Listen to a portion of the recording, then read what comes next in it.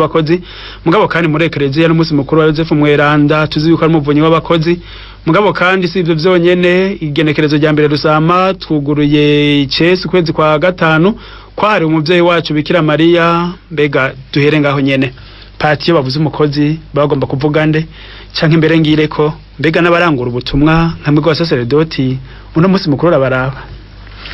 Urakoze cyane. Icambere nagira ngo mbanze mvuge kuri uyu munsi mukuru w'itariki imwe irusama nuko washinzwe na Papa Pio wa 12 mu mwaka w'igihumbi kimwe amajana 955.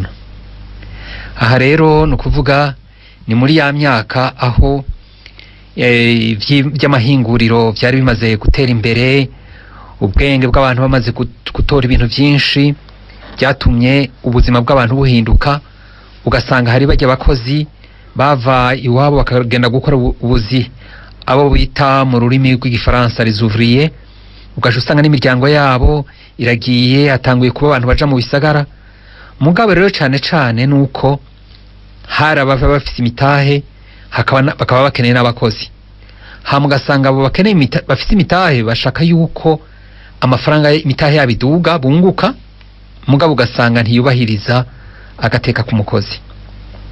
Rero isi yarashizeho umunsi mukuru kandi kugira ngo bubahirize umukozi bamufate nk'umuntu. Mugabo rero na eklezia nayo ifisemo uruhara kumva yuko igikorwa cy'ukuri ni igikorwa gituma umuntu aba umuntu, kimugira umuntu kandi kikongera kikamufasha no kuba mweranda. Aha rero no kuvuga kubona eklezia mu bwitonzi bwayo yaraheje igaca ishira kuri itariki nyene hurirana no munsi mukuru w'abakozi wahuhimbazwa mu bihugu uhimbazwamwo, no kuvuga yuko kugira ngo uko eklezia ibona igikorwa nka kumwe Paulo Mweranda avuga ati umwe wese naryo ivyabiri yakuye atudakora ntarye. Igikorwa rero novuga yuko Imana yonyene yarakoze ubwa mbere, hanyuma turabona rero na Yozefu Mweranda yarakoze kugira ngo abesheho umuryango. Urya muryango Imana yari yamushinze kugira yibesheho abesheho umuryango kandi binamufashe kuba mweranda muri ico gikorwa. Natwe rero nico novuga ntiduhimbaza, ni naco gituma Yozefu ari we ari umuvunyi w'abakozi, ni naco duhimbaza. Tinone mweho abajejwe ubutumwa timwoca muvuga ngo murahimbaza uwo munsi w'abakozi. Ego turafatiye kuri Yozefu turawuhimbaza, mugabo ko twebwe atamushahara dufise, twebwe nyene n'ubutumwa sinzi ko novuga ko ari gukorera ni igikorwa umukama aba yadushinze, kumva ko impera twebwe atari umushahara wo ngaha ku isi tuzoronka impera, nukuvuga wadutumye ari bazoduha iyo mpera. Natwe turabakoze muri ubwo buryo, mugabo mu bundi buryo ntituriwe kuko nta mushahara turonka. Padiri murakenuye. Twavuze kandi yuko igenekerezo rya mbere rusama dutanguye ukwezi ko hari umuvyeyi wacu Bikira Mariya, mbega naho eklezia ivuga iki kuri uko kwezi ko hariwe Bikira Mariya? Burya kugira ngo uko kwezi kurinde guharirwa Bikira Mariya, burya no kuvuga yuko eklezia yafise ukuntu itagatifuza ibihe. Gutagatifuza ibihe ni uguhera ku minsi. Murabona ko umunsi wa mbere utagatifuzwa gusumba iyindi ni umunsi w'Imana. Uwo munsi w'Imana wari umunsi wari wagenewe mu Cyongereza niho vyumvikana, wari umunsi wagenewe ikigirwamana c'izuba. Rero kugira ngo abasenga kugira ngo ntibiguma ari ivy'igipagani, niwo munsi w'iki w'umukama, kuko umukama niwe zuba ryacu, niwe zuba rirashe, mukama Yesu Kristo. Hama n'iyindi minsi rero ikurikira no kuvuga ikaronka agaciro gutyo. Hama twarahimbaje indwi nyeranda, rero n'amezi nayo nyene hari uko aherezwa, nka kurya ku munsi usanga hariho umweranda eklezia ihimbaza kugira ngo ya minsi itagatifuzwe ntibe gusa ibupagani ivy'ibigirwamana, ariko biherezwe umukama Yesu Kristo wagaba vyose na vyose. Rero nuko kwezi kwa gatanu kumva yuko burya hari uko kwafatwa mu bapagani, kumbure kuzoronka akanya ko kubigarukako, hanyuma uko kwezi kurahava kwitirirwa Bikira Mariya aho kwitirirwa ibindi bintazi n'ibigirwamana. Yego Murakoze. Iyo yari intangamarara ni Padiri Jean Baptiste Nijimbere arangurira ubutumwa mu biro vya diocese nkuru ya Bujumbura biraba inyigisho nkomeza kwemera n'amasabamana. Mu biga bw'ivyuma turi kumwe na Eric Manirakiza arikafashanya na Emmanueline Kamanzi niwe ariko adufasha kugira ngo ano maju ashobore kubashikira. Ikiganiro ni amasabamana ya Ecclesia. Imbere yuko dutangura rero igihe cikarema twariko turavuga muri kino kiganiro nyene ibijanye ibigabane niko no vyita biranga inkuka ya misa. Twari tugeze rero ku gisabisho Imana ininahazwe mu ijuru. Niho rica dutangura rero kugira ngo tubandanirize ko mbere maze mwebwe mwese muri ko muratumviriza turaze kubabwira mu mwanya manimero mushobora kutwakora kugira ngo muunganire mu kiganiro nimba ari cyo mubaza canke mugomba gusiguza neza canke mugomba guterera mu kiganiro. Reka rero tuduge kwijambo Padiri muri kino gice kabiri c'ikiganiro twamwari mwatubwiye kuva ku ntango y'inkuka ya misa twari tugeze kuri igisabisho kivuga ngo Imana ininahazwe mu ijuru. Muce mwadaneza ngaho. Urakoze cyane. Iyo ndirimbo yahayagiza Imana ariyo bita mu rurimi rw'Ikigreki kandi bace bahigumiza gutyo nyene no mu Kilatini kandi akenshi no mu Kirundi usanga ariko tuyita ngo ni Gloria. Gloria bavuga mu Kirundi ngo Imana ininahazwe mu ijuru ni turashobora kuyishira mu bice bibiri. Gloria irashobora kuja mu bice bibiri. Hari iyo mu nkuka y'imisa nkuko tuyimenyereye iyo ari ku misi y'Imana atari mu ikarema canke ngo habe mu bushikiro. Ku misi y'Imana yose kiretse ico gihe be no ku misi mikuru ihambaye no ku misi mikuru. Hariho rero na Gloria imwe tuvuga ngo Imana haninahazwe Imana Data, Mwana na Mutima Mweranda. Iyo novuga ko ari ngufi mugabo izo zose ni Gloria. Rero uyu munsi cyane cyane aho nagomba ko tuganira ni kuri iyi yo mu nkuka y'imisa, kuko twari twabonye ya yindi bita mu rurimi rw'Ikigreki kiriye no kuvuga mukama tubabarire. Twarabonye ko ari indirimbo yakegenewe Yezu Kristo nk'umukama. Hanyuma ubu rero turabona iyi nayo ikikurikira kuri ico gihe c'imisi mikuru kandi mu masabamana, kuko iyi nta handi iririmbwa atari mu masabamana. Rero kuri iyo misi mikuru, ku misi y'Imana atari ikarema canke y'ubushikiro, imisi mikuru n'imisi mikuru ihambaye cane, iyo turayiririmba. None iyo Gloria mu bisanzwe mu ntango yayo yatanguye kuboneka mu kinjana ca kane. Muri ico kinjana ca kane rero igihe yaboneka ntiyari mu masabamana, yari indirimbo iyo mu y'igisabisho co mu gitondo, aho ushobora gusanga nk'abamonaki baraheza bakayiririmba mu bisabisho vyabo, mugabo ntiyarimwo mu masabamana ico gihe. Yagiye kwinjira mu masabamana y'imigirwa ya Roma mu kinjana ca gatandatu. Aha rero naho nyene ntiyaciye yinjira ngo ishija mu misa zose nkuko bibubu. Ico gihe yarahejeje yabanje gukoreshwa mu misa y'igicugu yo ku munsi wa Noel. Maze buke rero haragera igihe ikoreshwa yakoreshwa gusa na papa hanyuma n'abepiskopi. Ariko mu kinjana ca 11 yarinjiye mu misa y'abasaserdoti, maze mu misa umusaserdoti ahereza igaheza ikabamo. Hanyuma mu itunganywa rishasha ry'amasabamana ryavuye mu nama nkuru ya Vatikano ya kabiri, ni naho rero iyo Imana ininahazwe yahavuye ishigwa ku misi y'Imana yose kiretse iyo mu ikarema no mu bushikiro. Rero no ku misi mikuru n'imisi mikuru ihambaye cane, iryo niryo tunganya. None rero Imana ininahazwe mu ijuru canke Gloria ni indirimbo canke n'igisabisho? Burya ni indirimbo ziri mu migwi myinshi. Ni indirimbo rero si gisabisho. Imana ininahazwe si igisabisho, ni indirimbo. mugabe iyi ndirimbo ni nyabaki. Turamenyereye kumva bavuga ngo amazaburi, ngo amashemezo, ngo ni indirimbo. Iri rero ngira noyishira muri ico bita amashemezo kuko ari imne. Imne mu rurimi rw'igifaransa no kuvuga ni indirimbo ihayagiza Imana. Ni nka kurya ijya ndirimbo ihayagiza igihugu. Ijya ndirimbo ihayagiza igihugu ni imne nationale niko bayita. No kuvuga ni indirimbo ihayagiza igihugu. Rero no kuvuga yuko iyo ndirimbo ihayagiza igihugu. No kuvuga yuko atawushobora kwidondagura gusa mu majambo.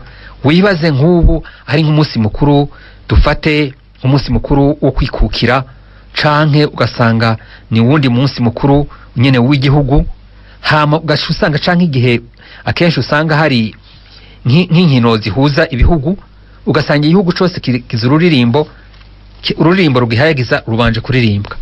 Nk'igihe rero baca baruvuga mu majambo bataruririmbye, ni ukuvuga yuko sinzi ko yoba kibaye kugo barukibaye ururirimbo ruhayagiza igihugu.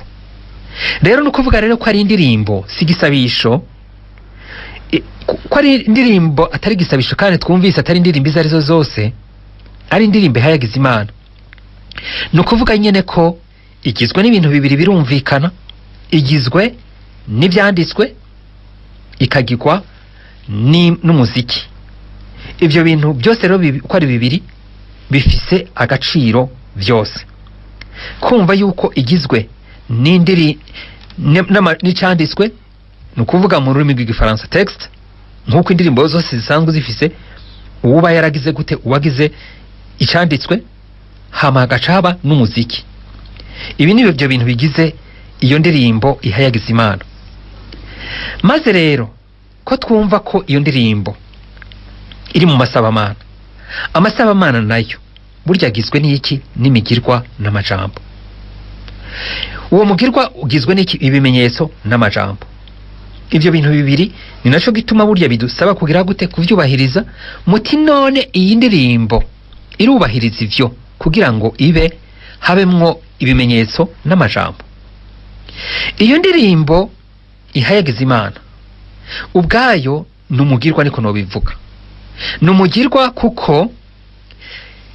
Numugirwa kuko abo abantu baririmbira Imana kiboheza ngo bayigarurire. Ni indirimbo y'ikoraniro rigira gute? Ririmba rinirahaza Imana. Indirimbo isanzwe ari iki? Indirimbo isanzwe ari umugirwa. Kuko indirimbo burya ijana n'iki? Ikoreshwa n'umubiri, igakoreshwa kandi n'umutima. Nuko uvuga yuko rero numugirwa. Ikoraniro canke umuntu umwe atogira gute? Atoheza ngo yigarurire. Burya rero iyo abagize korale mu rurimi rw'igifaransa canke abaririmbira Imana, igihe baririmba indirimbo yo ya Gloria, abakristo bose ntibaririmbe. Ni ukuvuga bariko baracumura ku ikoraniro. Bariko baracumura ku ikoraniro. Icambere baba bari bujije ku umwe wese mu uri mu ikoraniro ahimbaza Imana atari indorerezi kandi abishize mu mutima asokora amaboko. Kandi bakaba babujije kuninahaza Imana, kuko ntibaba baje kugira ngo bumvirize abaririmbira Imana. Uwaje wese ntiyaje kumviriza ko abaririmbira Imana bateguye neza, baririmba neza. Ego ni vyiza kuririmba neza, ariko no kugira ngo bafashe ikoraniro kuduza ininahazwa ry'Imana. Maze rero iyi ndirimbo ihayagiza Imana ariyo Gloria, novuga yuko ari indirimbo igizwe n'amajambo avuye muri Bibiliya. N'amajambo yagiye ava muri Bibiliya. Nk'ijambere niryo dusanga muri Luka ikigabane ca 2 guhera ku murongo wa 13 gushika kwa 14. Ni ca gihe Yezu yavukira i Betlehemu. Igihe yavukira i Betlehemu, abungere nibo bamenye inkuru nziza, bamenyeshejwe inkuru nziza yivuka. Hanyuma amarayika amaze kumenyesha inkuru nziza ati uyu munsi tuje kubamenyesha inkuru nziza, niho baciye baririmba ijuru n'isi birahanirana, baririmba ngo Imana ininahazwe mu ijuru, ku isi naho haza amahoro. Maze rero ni nacyo gituma kenshi hari n'igihe usanga bayita ngo indirimbo y'abamarayika, hymne des anges canke hymne angelique, kubera igice ca mbere Imana inahazwe mu ijuru nico ayo majambo yakoreshejwe n'abamarayika babimenyesha abungere barayumvise iyo ndirimbo isamirano. Hanyuma aya ni majambo turayabona, hari nk'ijambo rivuye mu njiri yanditswe na Yohani ikigabane ca mbere ku murongo wa 29. Ahamwe Yohani yavuga ngo umwagazi w'Imana ukura abantu ibicumuro. Aya majambo ni nayo tugira mu gice, kuko turaja kubibona turabigarukako. Turabona yuko hari igice gihayagiza data, hama hakaba igice gihayagiza mwana, hakaba n'igice gihayagiza mutima mweranda, mugabo bigaca bisozera ko Imana inahazwe mu ijuru. Maze rero aya majambo Yohani yavuze ngo uyu mwagazi w'Imana ukura abantu ibicumuro, ni nakijya gice rero tuca twumva kivuga ngo mwagazi w'Imana yo ukura abantu ibicumuro, kiri muri iyo ndirimbo, kivuye ngaha, kivuye muri Yohani ikigabane ca mbere ku murongo wa 29. Uyu mwagazi nawo bavuga turawibuka, ni wa mwagazi w'igihe Imana yaja gukura abanyisirayeli mu buca mu Misiri. Ni wa mwagazi wabazwe, hama inyama zabo bari bafise uko bazirya, hanyuma amaraso bakayashira ku bishima ryango nk'uko Imana yari yabitegetse Musa, maze umumarayika aje gutikiza agaheza kaharengana. Ayo maraso rero niyo yakijije kuvuga ngo mwagazi w'Imana yo ukura abantu ibicumuro. Ubu ntakiri ayo maraso yo mwagazi, n'amaraso ya Yesu Kristo we yitanze ko inkuka. Hari irindi jambo rero rigize iyo ndirimbo, ni Izaburi y'109 ku murongo wa mbere, ngo Mana wewe nshimagiza ntugume wihoreye. Niko tuyisanga ko ayo majambo, ngo Mana wewe nshimagiza. Kuko rero aya majambo turayavuga nayo nyene muri iyo ndirimbo. Hanyuma hari n'amajambo kandi ayigize ava mu gitabo cy'ibikorwa by'abatumwa mu kigabane ca kabiri, umurongo wa 34 gushika ku wa 36.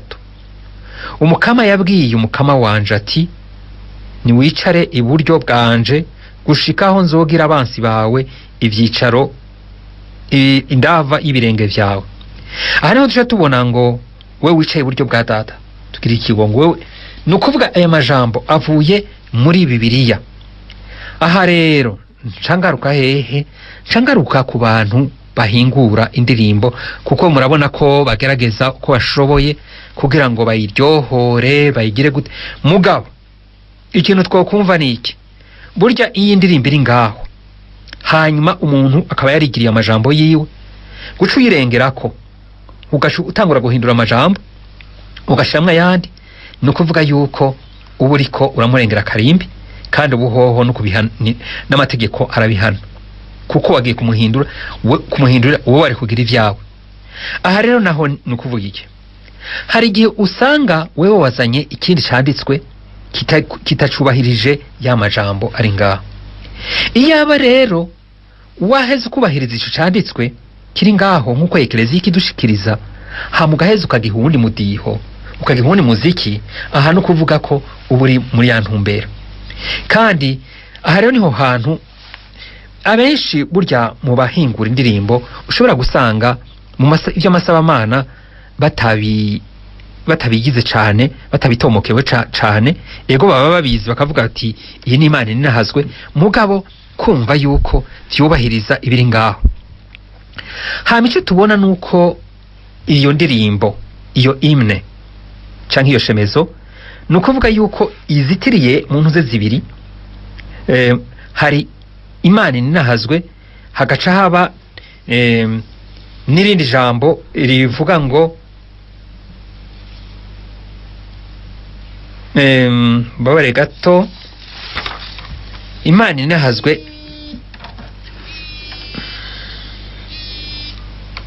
Imana inahazwe na mu buninahazwa bwa Mana Data. Ijambo rya nyuma ni mu buninahazwa bwa Mana Data, irya mbere naryo ni Imana ininahazwe. Ayandi aza hagati mugabo novuga ko Imana ininahazwe mu buninahazwa bwa Mana Data. Aha rero haca haza ya majambo twagiye turabona hagati, turabona ingene duhera kuri Data, hanyuma tukamanuka kuri Mwana, hama tugashika no kuri Mutima Mweranda, yose ahayagiza ubutatu bweranda. Aha rero niho novuga ko muri aya majambo iyo abaririmbyi izo ndirimbo abantu baragiye barahingura kumbure bashimikiye gusa ku mudiho muga ntibaheze ngo bubahirize aya majambo, aha no kuvuga yuko twoheza tugasubira tukaharaba. Kuri nahaza rero amajambo ari hagati y'amajambo abiri tubonye ngo Imana inahazwe na mu buninahazwa bwa Mana Data, harazamwo amajambo yo kuninahaza, yo guhezagira, yo gushengerera, yo guhayagiza, yo gukenguruka, aho tuvuga ati Mukama Mana urusumba byose. Nukuvuga ayo niyo majambo ayigize, nico gituma twavuga ati ni nk'indirimbo yo guhayagiza Imana mu butatu bweranda. Aha rero duce twibaza ikibazo, murabona yuko akenshi nk'aha mu gisagara cacu akenshi tuba turiko twirukana umwanya, ugasanga ku minsi mikuru ibuzwe mu majambo gusa. None ko twabonye ko ari indirimbo, tukabona yuko nk'uba tawoja kuntuze igihe hagira haba umupira kuri stade agaca avuga ati tuvuge indirimbo ihayagiza igihugu, bavuga ati turirimbe indirimbo ihayagize igihugu. None ko ari indirimbo ihayagiza Imana, none kubera imvo y'umwanya, none tureke ko iyo ndirimbo iba indirimbo, kuko niyo ari indirimbo ego ikaba ari himne, none niyeramuka turi kuvugwa mu majambo izoba ikiri indirimbo canke izoba bayicese. Aha niho hantu rero twoheza tukibaza, ntitube rero imbohwa z'umwanya kumva yuko igihe ari umunsi mukuru, kuko ni hahandi usanga abepiskopi baraherutse kubidushikiriza babitubwira ati harimwo amakosa menshi ya liturgia, harimwo amakosa menshi, kandi ati y'amakosa amaze kubamo. Ni ukuvuga umuhezagiro wari gushikira abantu uko wari kubashikira sikuza. None iyo ndirimbo ihayagiza Imana tuyite icese no kuvuga poem. No kuvuga rero ngaha hantu twaheze tukaraba ingene dushobora kubitunganya. Ego indirimbo zindi ziri muri iyo nkuka y'imisa, umuntu arashobora kugira igitero kimwe canke bibiri bivanye, mugabo iyi ndirimbo igaheze kubahirizwa, umunsi mukuru ukaba umunsi mukuru. Kuko ni hahandi usanga tuvuga ngo umunsi mukuru ariko utakira umunsi mukuru, umunsi mukuru utarimwe akanyamuneza ko kuririmba, uba ari umunsi mukuru umeze gute? Aba ari umunsi mukuru koko, umunsi mukuru ubamwo agahimbare ko kuririmba. Aha rero ni hahandi usanga turiko turavuga ngo turakuninahaza, turaguhezagira, turagushengerera, turakurata n'ibindi byinshi, mugabo ugasanga ni icese rero n'indirimbo ihayagiza biratandukanye. Muri make rero niko twokumva iyi ndirimbo twumva ko ari umugirwa wa bose ababa bari mu ikoraniro, yuko rero uheze ugafasha ngo mwikore mu gahogo, niko bavuga ati korale nayo igaheze ikagira gute, igafasha ikoraniro kugira ngo rishobore kwikora mu gahogo, riheze rihayagize Imana, kandi ni naco burya twaremewe. Twabonye rero yuko hari iyindi Gloria mugabo atari iyi iri mu nkuka y'imisa, mugabo nayo isanzwe irimwo mu bisabisho, ni nk'igisabisho gikunda gukoreshwa ngo haninahazwe Imana Data, Mwana na Mutima Mweranda. Ni ukuvuga ihayagiza ubutatu bweranda mugabo ipfunyapfunya. Iyi rero sinari nashatse kuvuga ko uyu munsi nari nashatse kuvuga kuri iyi ndirimbo ihayagiza Imana. Muri make rero nuko nkuko ku munsi w'Imana, kugira ngo umunsi w'Imana twoheza tukayiririmba ukwiri, tukayiririmba uko mu bigize twubahiriza ibyo bigize, atari ukuzanamwo ibindi, kandi ikaba ifite akanovera, kandi igafasha n'abaje bose kugira ngo baheze bashobore kuninahaza Imana. baririmbe iryo ninahazwa ry'Imana. Hanyuma ikindi nagira ngo nsozerereko, icyo nagira ngo nsozerereko ni uguheza tukaraba izo ndirimbo dukoresha. Izo ndirimbo zagiye zirahinyanyugwa muri iyo, tukaraba ingene zimeze. Muri make rero uyu munsi twari twahimbaje Yozefu Mweranda, duhimbaza Yozefu Mweranda kandi umunsi mukuru hambaye cyane, harimwo iyo Imana ninahazwe mu ijuru, hakabamwo n'iki na ndemeye, byerekana ko ari umunsi mukuru. Rero sinzi igihe tuvuga ngo ni umunsi mukuru ko byoherera kumva yuko ububaye umunsi mukuru usumba iyindi, canke gusa ko ari imigirwa tuvuga ngo ni umunsi mukuru bigaherera ngaho.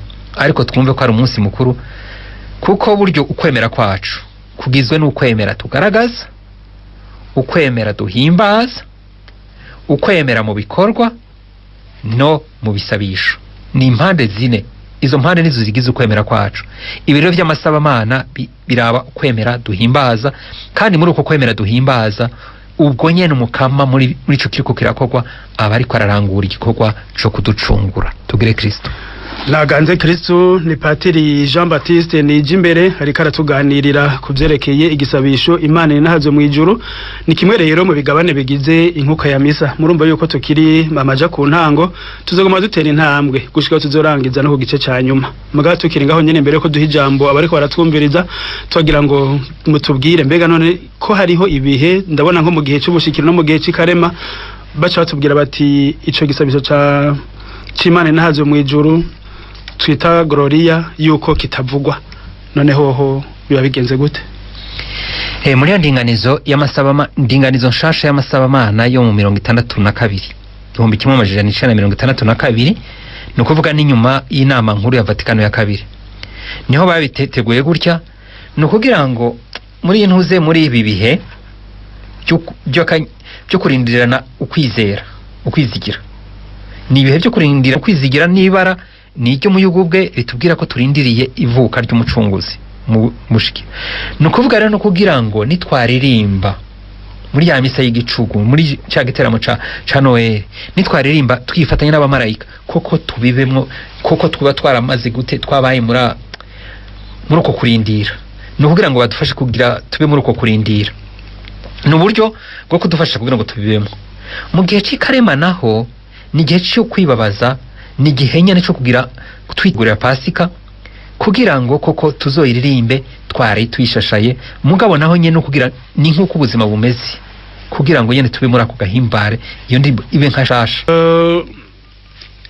Ati nitwa Prosper nkaba ndi muri ville. Ati none yuko hariho igihe bishika ugasanga iyo ndirimbo umupatiri arayitera mu majambo, ati none byo bifise iyi nisiguro? Biba bifite inisiguro nyene, kuko urumva ni nka kumwe navuga tufatiye ku ndirimbo ihayagiza igihugu. Urumva uvuze ati ni indirimbo ihayagiza igihugu, nindi iraririmbwa, wamaze kwita ngo ni indirimbo ihayagiza. None ko ari indirimbo ihayagiza Imana, rero ni ukuvuga yuko naho turiko twiruka n'umwanya, tumenye yuko naho turiko tubigira uko itaba kibaye indirimbo yo kuhayagiza Imana. Egome tuza turakira n'abanywanyi ku murongo. Allo, mahoro neza, turabaramukije. Muri bande muri he? twabonye Renovate muri Paruwase Bukwavu. Na mahoro Bukwavu. Ego bikibazo cy'wanje. Ego ya Pawulo aravonga umuntu adakora ntakaje. Aha. None nk'umuntu w'umufasha nafise nk'umuntu w'umugabo, hanyuma ntabe yagiye gukora kandi atagwaye. Ego mbese niyo shaka umugabo niyo mugaburira.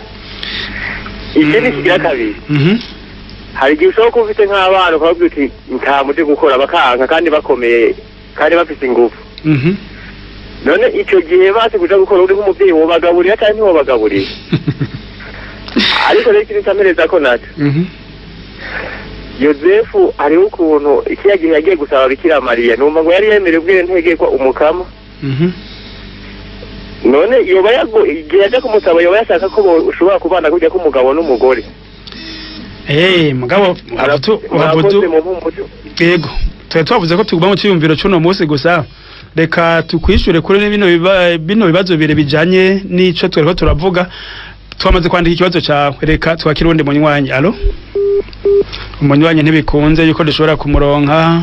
Padiri mwariko muratwishura, tumaze kuronka ubutumwa bwa Ferdinand ni message yatwandikiye nawe avuga ati ndi muri paruwase ya Kanyosha hati nagira mbaze ati mbega ko kwipasika ngo ngo mu gihe hawuze ababatizwa ngo nta giteramo ca pasika coba ngo ko twibaza ko ijya misa yagenewe ababatizwa gusa ntibyarimo mugabo reka mwishure oya nawe nuna ntapfa tubwira yuko yagenewe ababatizwa gusa ni igiteramo c'abakristo bose ni igiteramo c'abakristo bose ntitwavuga yuko ari yo gusa ababatizwa. Ego me tuze turagira ko twakira n'abandi banywanyi. Allo umunywanyi wacu ntibikunze ko tumwakira, turafise ubutumwa bwinshi tuze turacishamwo. Uyunye Renova Ibukwavu ati mbega Paulo Mweranda avuga ati ubudakora ntakarye, umugabo yirirwa yicaye, mbega umugore yo mugaburira, abana banka kuja kubikorwa, mbega umuvyeyi yo bagaburira, pati mu mubwirike. Nukuvuga yuko no mu Kirundi mu ndero y'Ikirundi baravuga ati uri miti rukimbura ingonera. Iki kintu cyo kurera umwana mukundisha ibikorwa iki kiri mu ndero y'Ikirundi kandi sikaye iwacu gusa. Rero numva yuko kuri iki cyo kuvuga ati umugabo adakora, umwana adakora, umwana no kuba none indera abayikuye ku bavyeyi. Igihe rero umuvyeyi adakora kumbure nawe ntihaheza akabikigaba n'ahandi wamuresheje ibikorwa, kandi ibikorwa kumva yuko ari ikintu kimukuza imbere yuko mufata ingingo zo kuvuga ngo ntarya ntagira gute. Urumva yuko ari nk'umukristo, kubera ngari nk'umukristo aca yumva nawe nyene igikwiye. Mugabo tubwire ko dutanga n'umuco kuko umuntu aravye mu mategeko ya agenga gateka ka muntu muri kino gihe baravuga yuko kizira gukoresha abana ibikorwa bibarengeye. Muri ico gihe umuntu yoceremereza ibikorwa byinshi umwana kandi umva ko agera igihe amategeko ugasanga arayarenze. Erega hari amategeko mugabo hakaba n'umuvyeyi umwana. None umwana wawe wewe ushaka kumuvuna canke uramukoresha mugabo kugira ngo umuvune kuko nawe umukunda. Ayo mategeko ntamukunda cyane kuruta wamuvyaye. Atari ikibabandi usanga nyene batazi ibyo barimo. Yego. Ubu nawe n'umunywanyi avuga ati mbega kwico gisabisho twumva gihambaye mu biringo by'impuka ya misa, ati nko mu gihe umuntu agiye mu misa gasanga yacerewe agasanga isabisho caheze, ati mbega yogira ngo arasenze. Yitwa Donatien akaba ari muri paruwase ya Nyabihanga. Ego nukuvuga two hari igihe ushobora gusanga wacerewe atari kumvo zawe, ugasanga wakoze ibishoboka cyangwa ugasanga agatiro kagutwaye, nukuvuga ntiwabigize n'ibyirankana. Ariko mu gihe uba wabigize n'ibyirankana urumva ko nawe muri ico gihe urumva ni ubwo bunebwe bwawe nibwo bwago kwegeye iki ivyo byo gucererwa wari gutangurana nuko Yesu Kristo yamaze gushika. Yego. Ubu nawe avuga ati nitwa Edi Blaise ati ndi Gitega ati nashaka ndababaze ati ko twumvise yuko ngo byoba byiza ngo Gloria iririmbwe ngo ni ikoraniro ryose, ati twovuga yuko rero abaririmbyi ngo batokwigera baririmba Gloria nshasha. Iyo Gloria nshasha nukuvuga iba nshasha mu biki, nukuvuga numudiho canke n'amajambo. Aha aya nico kintu yobanza kibaza, kuko twabibonye yuko iyo ndirimbo n'amajambo avuye muri Bibiliya.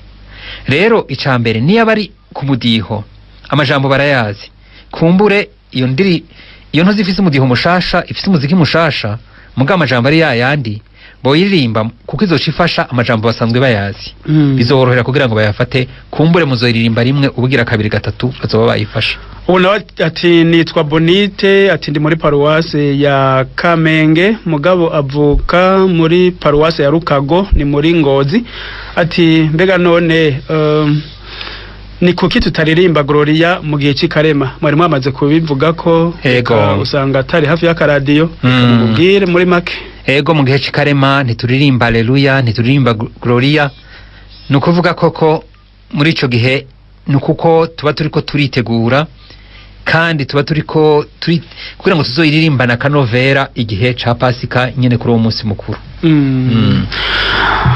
Ubu nabavuga ati ndabahaye bwakeye ati nitwa Alexandre Mukarugamba ntiyatubwiye aho ari, ati nagomba mbaza ati none ko ko hari igihe ngo abaririmbira Imana ngo bayiririmba nibaze ko ari Imana inahazo mu ijuru mu rurimi ngo tutumva twese ati ni bibi ati umunsi mukuru mwiza. Burya rero abo bantu baziririmba mu ndimi abakristo batumva, burya nk'iyaba barabayeho mu gihe zaririmbwa imisa yarimo ikiri mu kiratini, kuko niho baba bumva agaciro kavyo, kuko mu gihe batangwe kuririmba imisi ikaba mu rurimi rwacu, burya babibaye mu bwa mbere niho bumvise ikintu gishasha, aho kubandanya bagira gute kumva bavuga ibintu basubiramwo amajambo batazi. Aha rero no kuvuga yuko kugira ngo uririmbe ushize mu mutima no kuririmba amajambo uzi, boheza bagafasha rero abo abashaka kuririmba muri zo ndimi nizaba ari Icongereza nizaba ari iki, kuraba n'ikoraniro kugira ngo barifashe. Unavuga ati ndabaramukije amahoro y'Imana, ati nitwa Ndihoko bwayo Francine, nkaba ndi Inyaminigo sinzi aho hatumbereye, ati none ni kubera iki ku minsi mikuru ihimbazo hagati mu ndwi ijya twita amasoranite, ati araho Padiri atera ijya ndirimbo mu majambo, ati twovyita yuko gica kiba rero igisabisho. Heko uravyumva koko avuze ngo yateye indirimbo mu majambo, umva yibikibaye indirimbo ntibikibaye indirimbo, kuko indirimbo iraririmbwa. Hanyuma nibaza yuko ikibazo aho kihagaze ni hehe, nico cyo kwiruka n'umwanya, nico cyo kwiruka n'umwanya. Uwo mwanya rero nukuvuga uheze ukagira gute ukica vyinshi, kandi ugasanga umunsi wari kuba umunsi mukuru nta kintu cy'umunsi mukuru kirimo. Uwo nawe avuga ati nitwa Yozefu, ati indi ahitwa Ibwasare ni muri paruwase ya Gasogwe ni muri diocese ya Muyinga, ati ndabashimiye kuko mutubwiye vyinshi kuri iyo ndirimbo, ati kandi ndabakengurukiye, ati nimuhezagirwe. Nta kibazo nta n'intererano, muga natwe ko yitwa Yozefu ntitwobura ico tumwifuriza. Yego turamwifurije uyu munsi mukuru wa Yozefu umukozi abandanya hezagirwa. Tubandanye n'ikiganiro kandi turafise ubutumwa Padiri butari bukeyi, mbona umengo bubandanye buba bwinshi cyane. Unagira ati mwaramutse neza, ati nitwa Joseline muri paruwase ya Nyakabiga, ati kibazo canje ati ikibazo canke ko Padiri avuze ngo abaririmbyi ngo bategerezwa ngo kuririmba Gloria, ati abakristo bose batezwe kuririmba Gloria abakristo bose bazi, ati none twoshobora kuronka nshasha ryari bazozimenya gute bose ko twama turirimba izo bazi gusa. Ariko burya muko amasabamana atunganijwe nuko ingorane nyinshi nko mu maparuwasi yo mu gisagara ca Bujumbura, sinzi Gitega uko bimeze mu bindi bisagara, usanga imisa zinjiranamo n'ahandi hari hakanya ko gushora kwigisha, yaba izaburi yaba hariho umwanya wo kugira umuntu abanza babigisha. Hari rero kubabwira ingene kumbura uwo muziki amajambo yo twumvise ko tuyazi, usanzwe tuyazi, kumva uyo muziki ko bofata umwanya nabo bakawubigisha. Hama hari n'ikindi navuze nti kubera amajambo dusanzwe tuyazi, igihe kumure bahindi uwo muziki bayihinyanyuye ukundi muga amajambo akaba ari yayandi, nukuvuga yuko abakristo baba bayazi amajambo bazoyumva rimwe bayumve kabiri bace bayimenyera. Unavuga ati nitwa niyo ngabo, ati ndi Igakumbu, nibaza ko ari mu ikambi y'Igakumbu, ati ico mbaza muvuze yuko abungere barababwiye ko haraho ngo bagira ngo haraho hagirwa indinganizo nabi, ati none mbona umengo simbona neza icyo yagombye kuvuga, ati mo dutahuza neza. Ndabona ko yanditse yavuga ati none bitwa no kutazirikana ndemeye canke Gloria, simbona neza ikibazo yagombye kubaza ico arico, mbona umengo sintahuye cyane. Navuze ikintu ko abungere babitubwiye mu ikete baheruka kudushikiriza ku wa gatatu w'indwi Mweranda, barabitubwiye ati burya rero harimo amakosa mu masabamana agirwa. Uyu muntu rero nibaza ko arabaje ati none ni kuri Gloria gusa? Gloria urumva iri mu bindi byinshi, iri mu bindi byinshi, kumva yuko burya amasabamana agizwe n'ibimenyetso n'amajambo, kandi bakakubwira ati nk'abasaserdoti twe turabizi.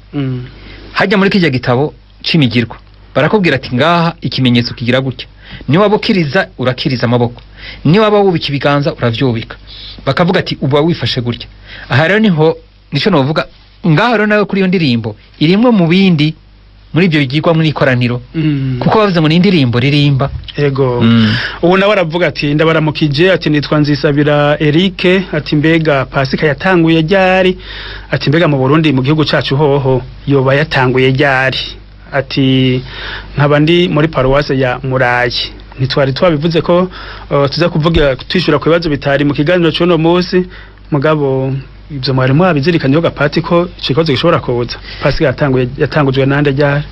Ivyo rero byose Pasika yabaye ya mbere Yezu azutse, mugabo kubera habaye uruhamo novuga ko yagiye guhimbazwa neza na neza mu kinjana ca kane, nukuvuga Kristo bamaze kuronka aho basengera, bakaronka amasengero bamaze ntibabe bacinyegeza. Mugabo n'imbere yaho kuva Yezu Kristo azutse nukuvuga bari bafise ko babihimbaza, barahimbaza. Mugabo mu kinjana ca kane niho vyagize gute, niho vyahejeje bagatangura guhimbaza icese. Yego. Unavuga ati mbega kubera iki mu bushikiro ngo batavuga gloria kandi ngo tuba tunezerewe kuko twiteze umucunguzi? Ati mbega canke mu misa zo mu gatondo zitangura mu gatondo kare hagati mu ndwi, ati ko gloria badakunda kuyivuga naho ni kubera iki? N'uwitwa Francine ari muri paruwase ya Ngagara. Izo misa zo mu ndwi hagati kuko urumva ntiyaba ari ku munsi w'Imana, nkuko navuze ni ku munsi w'Imana no ku misi mikuru, bene imisi mikuru ihambaye niho igloria ivugwa. Kumbure rero nababa bariko biruka n'iki n'umwanya, mugabo rero umwanya tuzokwiruka nawo gushika ryari?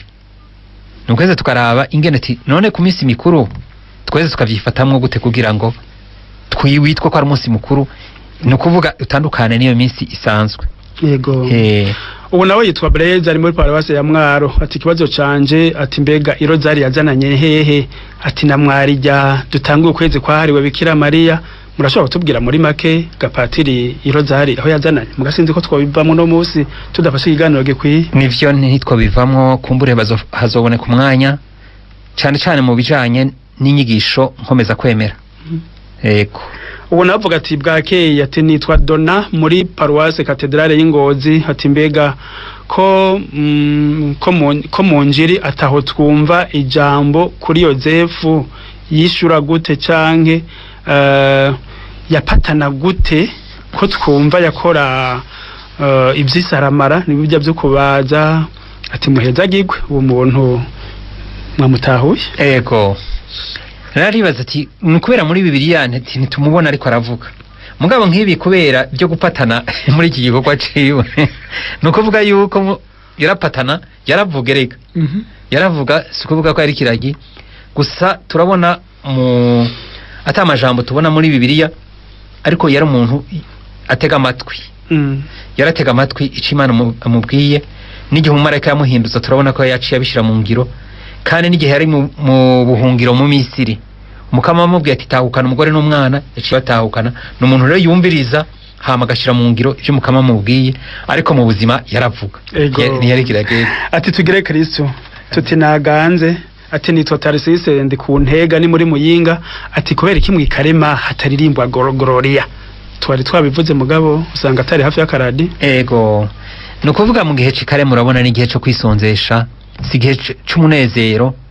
Umunezero tuwushikira ku Pasika.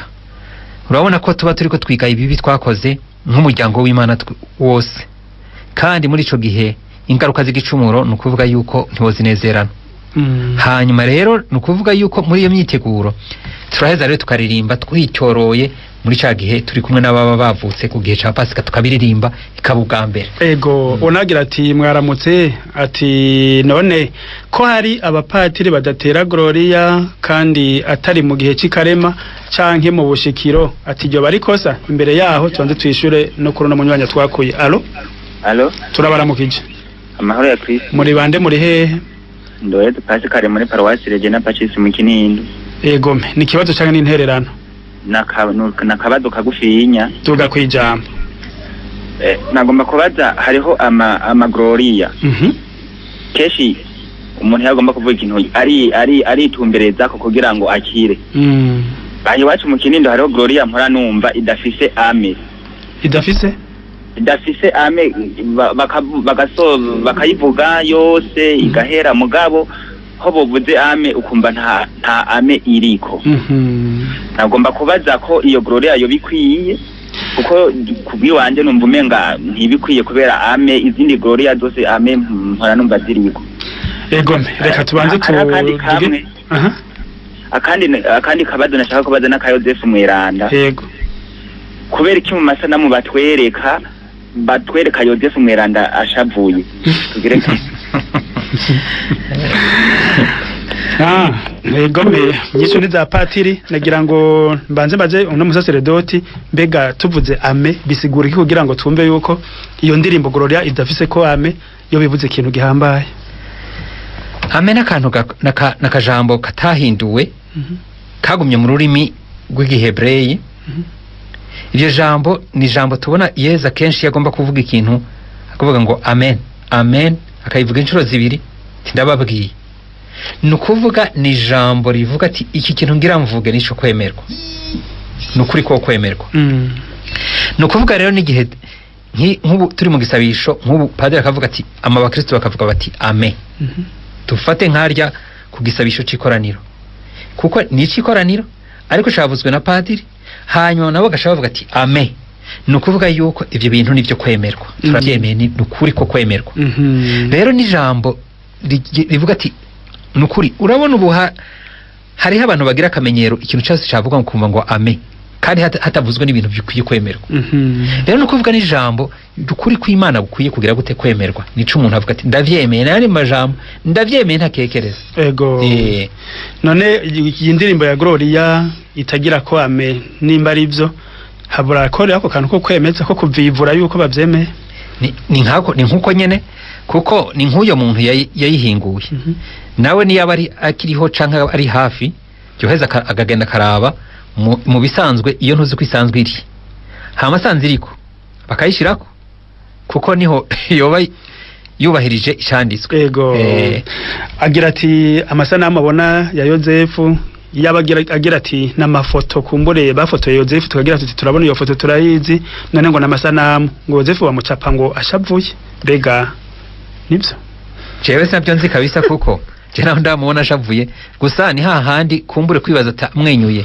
Ariko nukuvuga n'umuntu n'umugabo novuga afite intuzi imbere atekanye ubuzima bwe bw'imbere atari wa undi ari abantu usanga akuma ariko aravuga umwanya wose. Nukuvuga ni wa muntu azirikana ibanga arimwo ikintu ciwe arimwo ahubwo ari mu gacerere. Novuga mu gacerere aho kuvuga gushavura. None ko n'Uwimana yamuhaye nk'umufasha ari we Bikira Mariya nawe nyene yakunda kuba azirikana byinshi aguma yihoreye. Ubwo byaraborohera bose bazirikanira mu mutima gusa kumure baterekana ikimenyetso ku mubiri. Oya no kuvuga baravuga. Kuvuga baravuga ni nka cakindi kibazo bavuga ati none Yozefu yagira yapatana gute. Aravuga mugabo nukuvuga yamantu uze nkayo mashusho baba batweretse burya ishusho irafite inyigisho.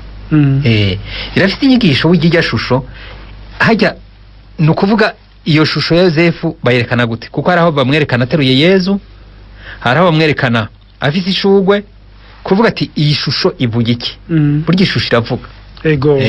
Ubu nawe n'umuntu watwandikiye ubu agira ati ndabaramukije amahoro ati none ko hari abapatiri ba Daniel ca kibazo tubaga dutangura imbere ko twakira umunywanyi wo mu Kinindo abapatiri badatera Gloria ngo atari mu karema canke atari no mu bushikiro ati je navyo byo bari kosa. None si twayibonye none ubu munsi ubutandukanye gute n'undi munsi. Uwo munsi bavuze ngo no munsi mukuru ha mu munsi mukuru nawe utaremwe indirimbo. Wumva ari umunsi mukuru umeze gute. Iyo ndirimbo rero yinina hazimana. Ni nka kumwe twabona ya ndirimbo ihayagiza igihugu. No kuvuga iyo ndirimbo ihayagiza igihugu barayiririmba kandi nyene bakayiririmba pe. Ego. Ubu nawe ati nitwa Joseline ati nagira ngo mbaze kandi mumfashe gutahura ati mbega ikibanza zijya sanamu dukoresha mu isengero ngo zoba zifise gayeme ngo ko barakahe akamaro nakahe ati barambaza ce nkaburi cyo ndabishura. Yo ziya sanamu ziri mu isengero burya ziba ziri harya kugira ngo zikomeze ukwemera kw'abakristo. Jewe nk'amasanamu aramfasha cyane kuko ninje nkano nkaraba amasanamu nukuvuga ndakuramo ubutumwa kandi harya baba bayishize nukuvuga ibirimo ubutumwa si kugira ngo basharize ni inyigisho idukuza kwemera nukuvuga iyi sanamu isigura iki yavuye hama n'ubutumwa buri nyuma yayo yego kumbure nuko tutari mu gihugu dushira imbere cyane ivyerekeye ibicapo iyo abatwari dufise nk'abahinga bazi cyane cyane ivyerekeye inyandiko n'ibicapo boduha umuco kugira ngo mwatubwiye yuko hajya isanamu canke ifoto ishusho ikisharizo cyose burya kiravuga bivana n'ingene umuntu ashobora kugira ico bita interpretation mu gifaransa yego ubu agira ati jewe nitwa Reverien nkabandi muri paroisse ya Matara ati kuri iyo ndirimbo mwashimikiye ko ari yo Gloria ati gume mimvuga cyane cyane iminsi mikuru ati mbega amadimanche nayo ko mutayavuze yo ntayavuze cyane niwe yaba yankurikiye navuze gusa nta amisi y'Imana kiretse iyo mu bushikiro be niyo mwikarema aho rero no kuvuga burya kuva mu itunganywa rishasha ry'amasabamana yo muri Vatican ya kabiri mu 60 mu 70 no kuvuga yuko ico gihe umunsi w'Imana ufatwa nk'umunsi wa Pasika nukuvuga rero Gloria kibanza cayo ntasubiri ubu nabatinda baramukije ati nitwa Renova muri paroisse ya Bugendana ati ico gisabisho gihambaye usanze caheze ati mbega woshobora gusangira oya urumva nk'icyo kibazo kiragoye ico kibazo kiragoye kimeze nka cakindi cy'abantu bavuga ngo none ngo bucumuye mugabo urumva nawe none nk'ubu dufate nk'iyo umukuru w'igihugu yagendeye ahantu urabona ko abantu bose babanza kubanza bashitse hama urumva ntawe ushobora kuza mwinjirako rero no kumva ko tuba twatangura iye mu ikoraniro tugatangura n'urumenyi ku musaraba n'indirimbo y'inyinjizo aho nibyo byiza kiretse hamwe nyene ubuvuga uti aye byangoye nta kundi byari kugenda ubu nawe nibajije ko ari umurimbiramana agize ati mwaramutse ati nditade muri paroisse ya Bururi ati Padiri atubwiye yuko ngo tutoririmba Gloria ba Kristo batariko baritabira baririmba nabo ati none twosha tureka gutegura messe nshasha tukaguma turirimba izahora gusa nuguheza karaba ico bita messe nshasha nuguheza bakaziraba kuko nabivuze yuko aya majambo yoyo ni yayandi kuko twabonye ko ava muri Bibiliya hanyuma ayo majambo ne yabayubahirijwe iyo ndirimbo ne bayitegura ubwa mbere hanyuma bakayiririmba yego kumbure bazoba bacumuye ko ico gihe kimwe mugabo igihe gikurikira bazoba bamaze kugira gute kubimenya kandi mukaraba ati natwe dushaka ko ubutumwa dufise nubwo gufasha abakristo gusenga so kugira gusa badukomera amashi yego nibwo butumwa bwo baririmbira Imana turangirize kuri uno nabagira ati mbega ko mwatubwiye yuko hashobora kwibonekeza utunenge mu migirwa ya liturgia ati mbega none hokogwa iki kugira ngo ayo makosa avemo ati nitwa Claude muri paroisse ya Mutoyi ico kibazo ni kibazo kindengeye ni kibazo ariko mbona yuko abepiskopi bacu bari kubafata mu ntoki tumaze kubona nk'ikete badusomeye no kuvuga vyerekana yuko bari baragifata mu ntoki kugira ngo badufashe nyene koko guhimbaza nkuko bikwiye